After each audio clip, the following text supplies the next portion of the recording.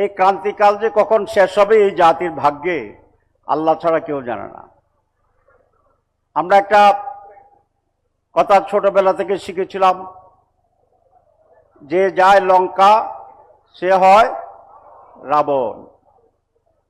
আমাদের জুলাই বিপ্লবের পর ত্যাগ এবং রক্তের যে বর্ণনা হয়েছে আমি সে বর্ণনা দিতে চাই না।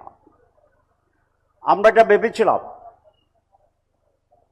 54 বছরে নেতৃত্বের ব্যর্থতায় দেশ যে কঠিন পরিস্থিতির মাঝে পড়েছিল, জনগণের স্বতঃস্ফূর্ত ত্যাগ এবং আন্দোলনের মুখে তার শোচনীয় সমাপ্তি ঘটেছিল। একজন ব্যক্তির নেতৃত্বে একটি দল দেশ ছেড়ে ভারতে পালিয়ে যেতে বাধ্য হয়েছিল। সেখান থেকে জনগণের আন্দোলনের ফসল হিসাবে, বিপ্লবের চেতনার রেজাল্টেন্ট হিসাবে যাদেরকে আস্থা রেখে এই জাতি ক্ষমতায় বসিয়েছিল, আমরা আশা করেছিলাম কমপক্ষে তারা একটি নতুন যাত্রা শুরু করতে পারবে। কিন্তু যেটা বলেছিলাম, এখন দেখি ক্ষমতায় বসার পরে তারাও রাবণে পরিণত হয়েছে। এটা কি তাদের দুর্ভাগ্য না বাংলাদেশের মানুষের দুর্ভাগ্য? এটা একটা বিশ্লেষণের প্রয়োজন। তবে এটা নিঃসন্দেহে আমাদের জন্য, এই জাতির জন্য এক অত্যন্ত বেদনা। আমাদের জীবন দেওয়ার শেষ হয় না, আমাদের রক্ত দেওয়ার শেষ হয় না। আমরা বিজয়ের পর থেকে আবার সংগ্রামের স্লোগান দিতে হয়। আমরা রক্ত দিয়ে দেশ পরিশুদ্ধ করার পরে আবার রক্ত দেওয়ার ডাক দিতে হয়। সুষ্ঠু, অবাধ, নিরপেক্ষ জনগণের অংশগ্রহণমূলক নির্বাচন হতে হবে। তখন এক পক্ষ বলে তারা নির্বাচন চায় না, তাহলে তারাই কি নির্বাচন চায়? যারা নির্বাচন সুষ্ঠু এর বিরোধী,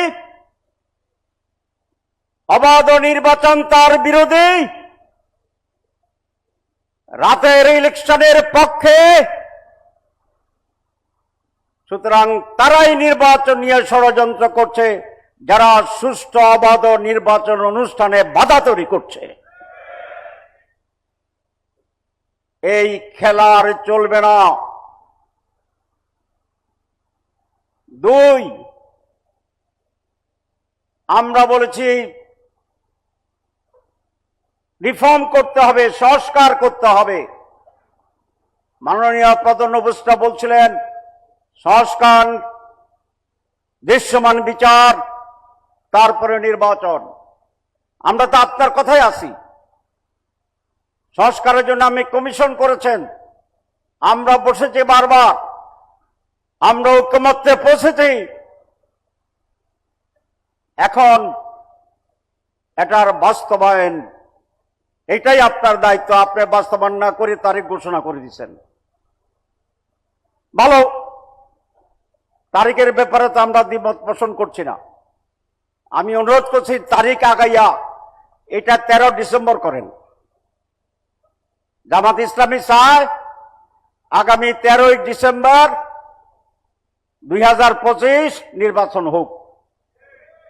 অসুবিধা আছে? আমাদের কোনো অসুবিধা নাই। ডিসেম্বরেও নাই, জানুয়ারিতে নাই, ফেব্রুয়ারিতে নাই, এপ্রিলে দিলেও কোনো অসুবিধা ছিল না। আমরা সবসময় নির্বাচনের জন্য প্রস্তুত। আপনি বলেছেন সংস্কারের পর নির্বাচন,